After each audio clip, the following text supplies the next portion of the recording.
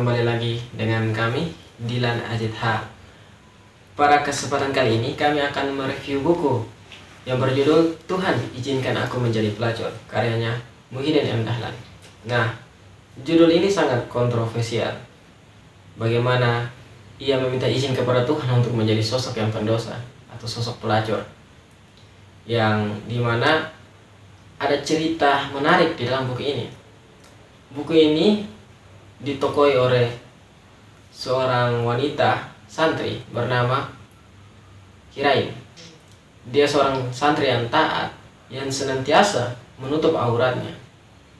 Nah, awal mula ia mulai merubah pemikirannya itu ketika ia masuk ke kuliah.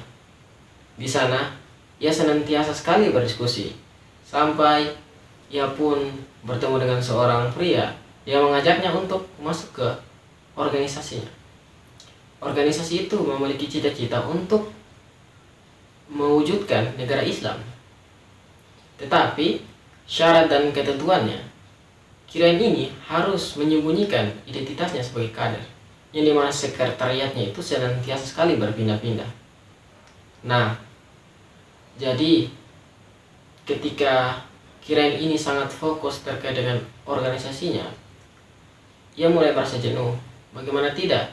Ia merasa ketika cita-cita ingin mewujudkan negara Islam, tetapi tidak ada pembuktian nyata, dan dengan catatan mereka juga harus diam-diam. Itu yang menjadi kegelisahan Kirain. Dan kemudian Kirain pun mulai melakukan pergerakan, bla bla bla dan lain sebagainya. Kemudian disampailah ia pulang ke kampung halamannya. Di sana ia mendapatkan isu bahwa Kirain telah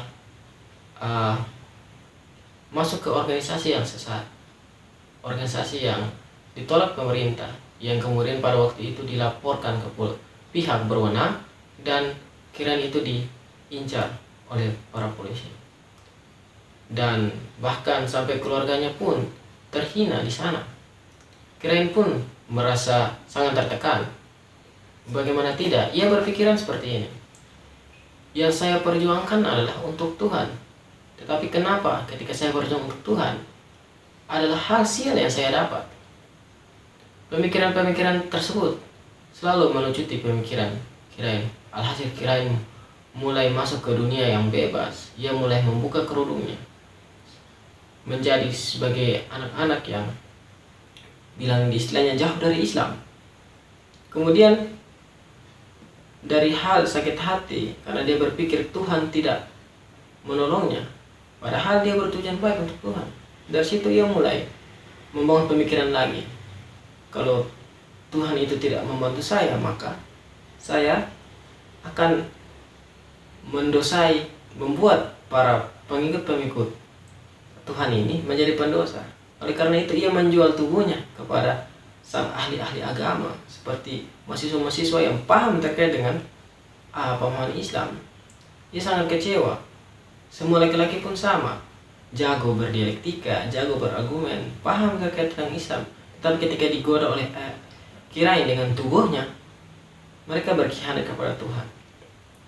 Nah, buku ini sangat direkomendasi untuk baca, karena ketika bagaimana seorang yang awal mulanya adalah Islam yang tulen, berjuang untuk Tuhan di jalan Allah, tetapi kemudian ia sakit hati dan ingin membalas dendam kepada Tuhan.